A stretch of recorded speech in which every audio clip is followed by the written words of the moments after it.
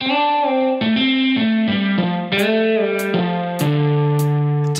are people's choice, top 100 games. Some people seem to choose the games they just played. Others say pandemic's #1. Will it ever change? Dice Tower people's choice, top 100 games. Hey folks, I'm Tom Vasel. Welcome to the Florida Keys, and today we're talking about the top 100 games of all time, according to 2,000 or more of you. Okay, so as we make these top 100 lists, every year we've made these. I usually do them with Sam and Z. This year I decided to do it by myself. But every year we kind of sit there and go, why did such and such a game make the list? There's obviously influencers who help make these games popular. Because there may be a fantastic game that no one's ever heard of it, it's not going to make the People's Choice Top 100. In past years, people have often said, hey, this game made the list because of tabletop. And I think that's true. I think tabletop has a very strong but short burst effects on these top lists. For example, there wasn't much tabletop in the last 365 days, and so I don't think we're seeing as much of a tabletop effect this time. But the other reviewers, Shut Up and Sit Down, and other reviewers have a fairly strong thing. And you know what? I think we have some kind of effect on our own list, right? Because if we talk about a game and say, this game's amazing, this game's really fun, the people who listen to us will go check it out. The people who listen to us often tend to like similar games to ones we talk about, and the people who listen to us are the people who come back and vote on our list. So I can't deny that sometimes we have our own effect on these lists, but I definitely don't control what's on these lists, because there are some games in the People's Choice Top 100 that I think are vomit-inducing. Okay, that might be too strong. They're sleep-inducing. And I just don't like them as much as you all do, but I think it is interesting to take a look and see what things influence these. Sometimes the game might be on sale for a year, so many people buy it that they tend to like it. But let's get started now here. Number 80 is the Resistance Avalon. Now, I'm going to spoil it up for you and say the Resistance is higher on this list. And every year I say, should I combine these two? Because they're really almost the same game. But the fact is, people do vote for them as separate games. Resistance Avalon is the same as Resistance, except it's in the fantasy Merlin and King Arthur world. It does well. It works well. It has a twist with Merlin, which I really like. I don't think it will ever catch up to its older brother, but that was number 80. Number 79, fourth year on the list, is Forbidden Desert. Now this one's interesting because last year, this one was number 16. I don't know what happened. I don't know what dropped it down so much. Maybe it's just not as easy to find. But I know it's high on the list because it's a cooperative game. It works well with kids. It works well with families. It has really nice components. And maybe it was the Will Wheaton effect that made it so high last year. But the fact is it's still in the top 100 because while this is not nearly as complex or drawn out as many cooperative games are, it gets right to the point and has a cool theme. Your airplane crashed in a desert. Find another airplane pieces, put them together, and get out. With shifting sand, really cool stuff. That's Forbidden Desert. Number 78 is the first time this game has shown up on the list, and that is Mansions of Madness. Now, Mansions of Madness actually was on the list, but this is Mansions of Madness 2 with the app included. And I'll tell you what, folks, this one also shot up on my list for, I think, the same reason. I think when people play this game, they start playing it, and suddenly it's like, what is this? What am I playing? This is like the perfect combination of a video game and a board game.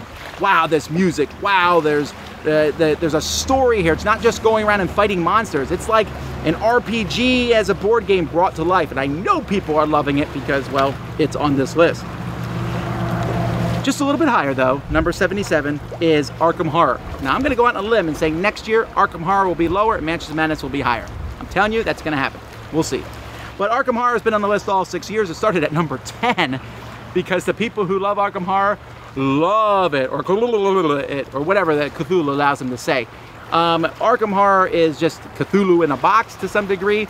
Its younger brother Eldritch Horror has supplanted it.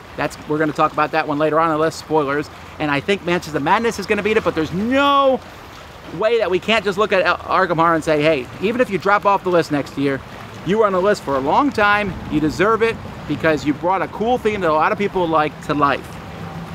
Let's see here, number 76, another one that's been on the list for 6 years, and that is Lord of the Rings, the card game. I believe Lord of the Rings, the card game, had just come out when we first started doing these lists, so it started off at 33. It's dropped down to 76, but it's still there, and I think A lot of Lord of the Rings play these days is being done solo, or a couple people are working together. It's a living card game, so there's a lot of sets that have been released for it. I can't keep up with it. And I don't know that everyone, later on I'll talk about Android Netrunner, or I did talk about Android Netrunner, and how it's hard for new people to get into it. It's not hard to get into Lord of the Rings, the card game. It really isn't. You can buy the starter set because you're not playing against other people. It's a cooperative game you're playing by yourself, and I think that works well for this system. Number 75, which had fallen out of the top 100 last year, but it's back. I don't know why, and that's Le Havre.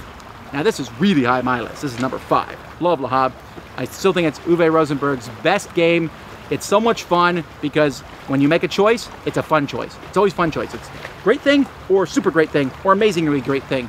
And I know a lot of people like that. It's one of those few times I think where the really stodgy, diehard Euro gamers and people who just want to have fun, they like the same style of game. Number 74 is the Mage Knight board game. Now this has been on the list for 5 years. I wonder how this will rank next year once the Star Trek game, which is essentially a very similar thing, has been out for a year. Because that one did not make the list. I don't even think it even got close to making the list. But it's essentially the same game with a Star Trek theme. I actually like the Star Trek theme, I think, a little better than the Mage Knight theme. Mage Knight theme's fine. But again, Mage Knight fans are people who really enjoy that game, so maybe this will still be on the list again. A fairly heavy Euro game doesn't sound like, I mean, it came from the Mage Knight miniatures game, which is a crazy, simple miniatures game, but this added a lot to it. All right, number 73, which started the list at 134 and just has been slowly inching higher and higher. Well, last year was 31, dropped down to 76, but I think 73, I think it's gonna stay here for a while, and that's Jaipur. A 2-player trading game. There's not many of those where you're trading back and forth, taking camels, grabbing cards. A lot of people really like this. It's a simple, easy game to play, Jaipur.